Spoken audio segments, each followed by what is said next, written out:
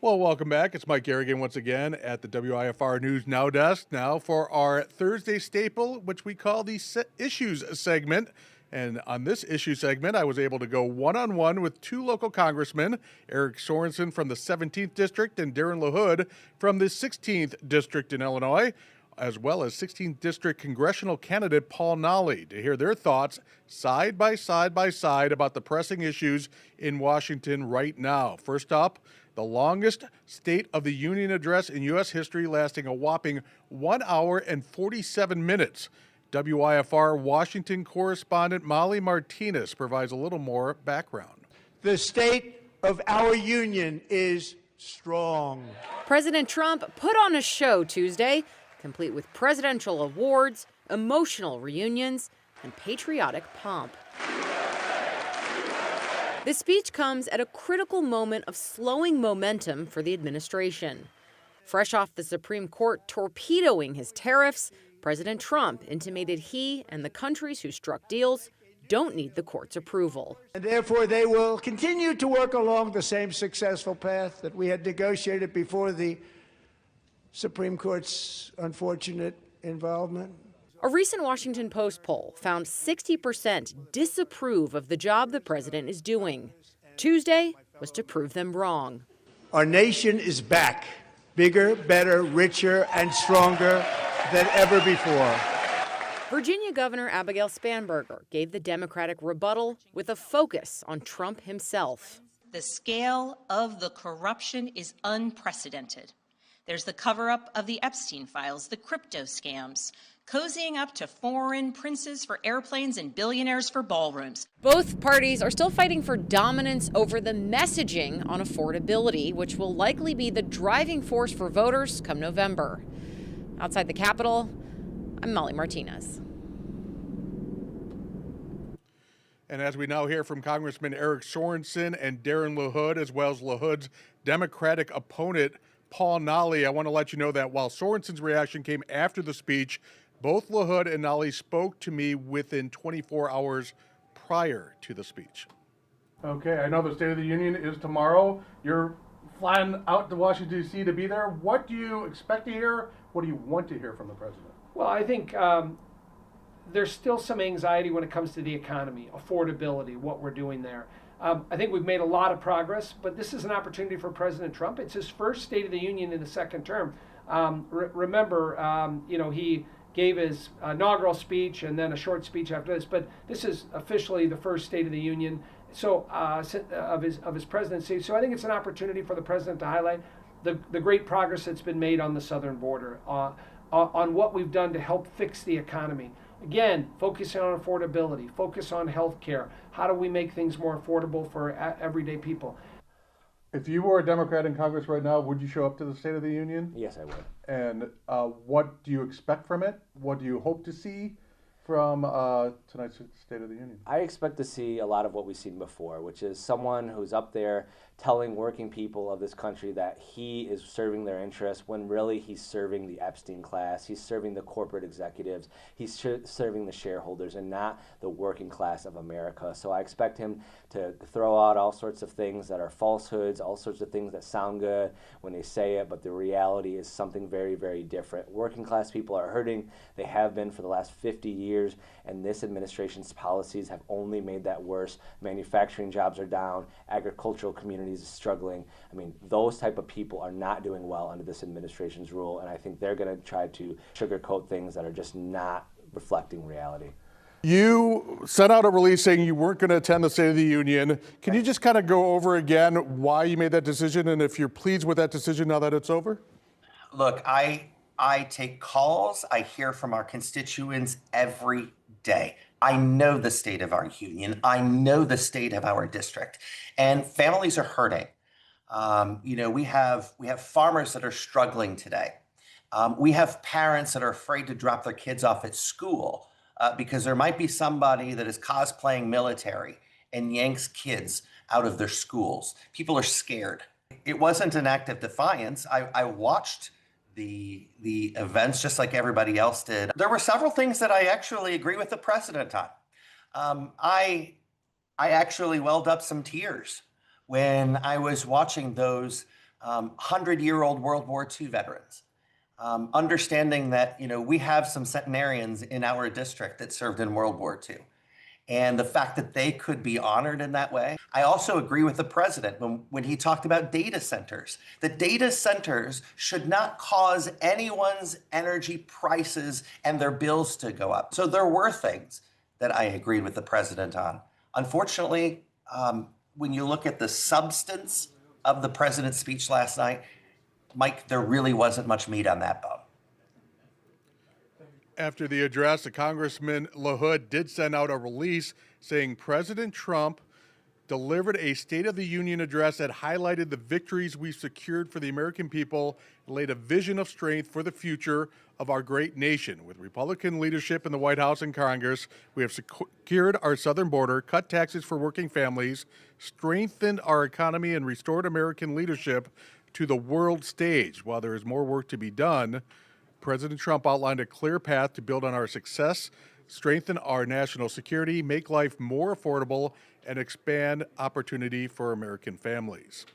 There were two big stories besides that coming from Washington this week. One was a Supreme Court 6-3 decision ruling President's blanket tariffs, the Trump blanket tariffs, were not legal. Let's first hear a recap of that decision from WIFR White House correspondent John Decker, followed immediately with reaction from Congressman Sorensen and LaHood, as well as candidate Nally. President Donald Trump has often boasted about the tens of billions of dollars raised by his tariffs, including Thursday night in Georgia. But on Friday morning, the Supreme Court ruled that those tariffs on imports from virtually every country are illegal. President Trump last April became the first president to claim that a 1977 law, the International Emergency Economic Powers Act, allowed him to unilaterally impose tariffs without congressional approval. But writing for a 6-3 majority, Chief Justice John Roberts ruled that the law, known as IEEPA, does not authorize the president to impose those tariffs. Roberts wrote, the president asserts the extraordinary power to unilaterally impose tariffs of unlimited amount, duration, and scope. In light of the breadth, history, and constitutional context of that asserted authority, he must identify clear congressional authorization to exercise it. Roberts went on to write, had Congress intended to convey the distinct and extraordinary power to impose tariffs, it would have done so expressly. 3 conservative justices, Clarence Thomas, Samuel Alito, and Brett Kavanaugh, dissented. The decision is a huge blow to President Trump, who warned that a decision against the tariffs would be what he called the biggest threat in history to U.S. national security and would literally destroy the United States of America. Following the decision, the president on Truth Social writing, the Supreme Court's ruling on tariffs is deeply disappointing. I am ashamed of certain members of the court for not having the courage to do what is right for our country. He also spoke to reporters in the White House briefing room. This was an important case to me, more as a symbol of economic national security, and also, I would say, just for our country itself. Tariffs are paid by importers, and for thousands of businesses, large and small, Friday's ruling does not answer the question, will they receive a refund for paying those tariffs? The president said his administration will now try to reimpose those tariffs using other legal authorities. Such a move will most certainly invite more challenges in federal court. For Local News Live at the White House, I'm John Decker. First of all, what do you think about the decision, and what in general do you think about tariffs? So I'll start with the second question first, Mike. Targeted tariffs do work. For instance, in the steel industry in this country, we need to make sure that there is an embargo on importing steel from China because they can undercut what we can do here. But blanket tariffs do not work. Because in our district, every family has spent more than $1,800 in the past year just to pay for the tariffs. And one thing that I want people to do is when you're going on Amazon and you go to purchase something, you can look in the little blue text that says price history. Go click on that and go see how your products have gone up in price and look at when those prices went up because they went up as soon as the tariffs went into place. What I've said is I hope this is a moment we can pivot off kind of blanket tariffs as I think about my farmers, my manufacturers, people are affected by tariffs and the negative effect it's had here in northern and northwest Illinois. Blanket tariffs, in my view, don't work. I think you can have targeted tariffs going after bad actors like China and other people that play by a different set of rules. The Supreme Court got it right in this instance. And tariffs can be used very strategically, very narrowly. I think that's important, looking at, the way pickup trucks, to help our domestic market in that. That's something where I support. A broad-based tariff like this president has used is not a good way. We've seen it. The American people have been the one that have eaten the costs of that over the last year. He is also using it as a way to consolidate power and get favors from foreign governments. That's how this president is using tariff. It's not a methodical, thought-out industrial policy that incorporates some level of tariffs as part of that. It is a blanket, dumb way to do tariffs, dumb way to do trade policy, and it's created trade wars with our allies and our adversaries, and it has failed the American people. A final topic we have local reaction to is a partial government shutdown, which, believe it or not, has now reached 13 days. Here's a little background from WIFR Washington correspondent Molly Martinez, who reported on February 13th this story. It was the day the shutdown began. Lawmakers hightailed it out of here after failing to secure funding primarily for the Department of Homeland Security. We're going to continue to hold the line on behalf of the American people. Democrats aren't budging on their demands for ICE reforms. That includes ending roving patrols and racial profiling, due process for those arrested, and forcing ICE agents to remove their face coverings.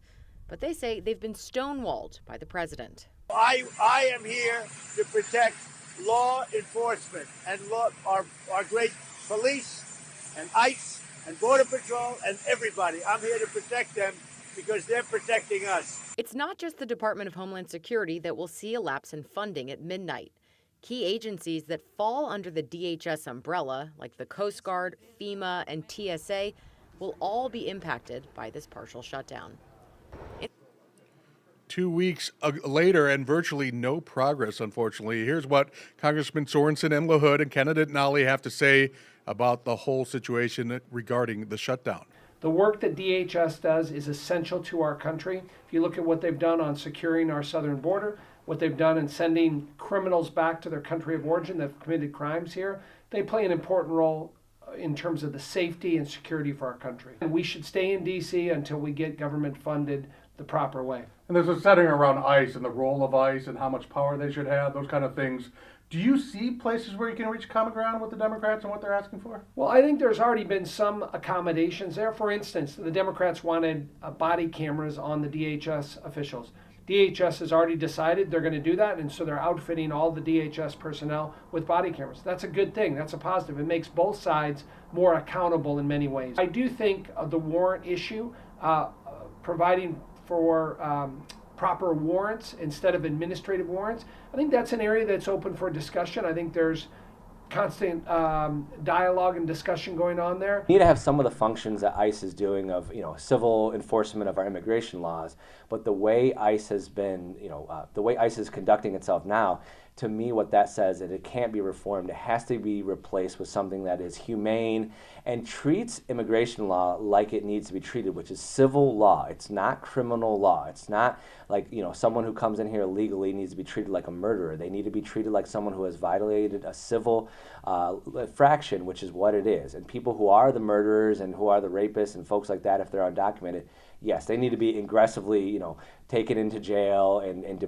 put into accountable into our system so that they don't go to their country and then come back. But the way ICE is treating people is violating our constitutional rights. That as an institution must be fully replaced by something that is very, very different. I want to make sure that ICE agents, if they want to be law enforcement, that they're going to be abiding by the same rules to make sure that their faces are uncovered, to make sure that they're wearing the body cameras, to make sure that they're wearing their names, that they're protecting and serving American citizens, not putting them into detention centers and literally killing people on the streets. We need to come to the table. The problem is today, the Speaker of the House sent everyone on recess to go on their issues conference. I'm staying here in Washington, D.C. because I want to find the solutions. I want to bring Republicans to that table to say, what can we do to move this forward to get out of that government shutdown? Now, neither Sorensen, LaHood, nor Nolly face a primary opponent this election cycle. That leaves the GOP race in the 17th district, the only contested primary race involving local congressional districts this March. It pits Carroll County Board Chair and seventh-generation Illinois farmer Julie Bickelhaupt and Dylan Vansel, an entrepreneur from Monmouth who owns 7 coffee shops in western Illinois and eastern Iowa. He's also a member of the Monmouth School Board. We'll hear from both candidates one-on-one and then see them head-to-head debating the issues. That's next Thursday on The Issues.